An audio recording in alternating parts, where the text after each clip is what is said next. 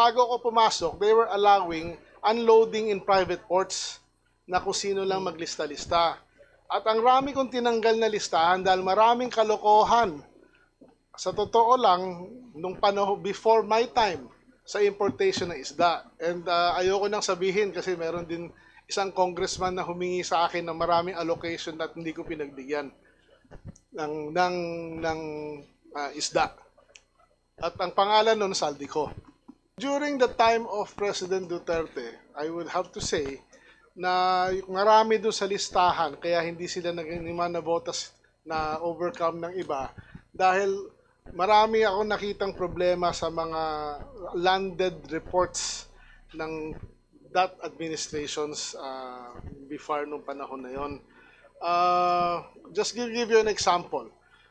Ang inaalaw lang namin ngayon is lahat ng inunload sa na actual figure na inunload sa PFDA, fishery ports. Nung previous bago ako pumasok, they were allowing unloading in private ports na kung sino lang maglista-lista. At ang rami kong tinanggal na listahan dahil maraming kalokohan. Sa totoo lang, nung panahon before my time sa importation ng isda. And ayoko nang sabihin kasi meron din isang congressman na humingi sa akin ng maraming allocation at hindi ko pinagbigyan ng isda. At ang pangalan nun, Saldico. All right.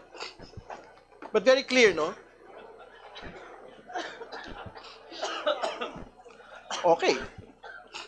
So pag-usapan ho natin, how many times have yung pong TPJ had actually been able to import, that they were the top importers? I don't have the figures, Mr. Chair, but palagi sila nasa top kasi they have the biggest, one of the biggest volumes, Mr. Chair.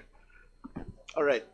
Sige po, you mentioned Congressman Zaldico, so do you have more information about that? Well, I only have personal knowledge on the 3 companies he wanted me to give allocation kahit na may formula na kami. Hindi ako pumayag magbigay ng kahit isang container sa kanya sa 3 nominated companies niya. At ang isang kumpanya doon, pangalan pa, ZC Victory Fishing Corporation.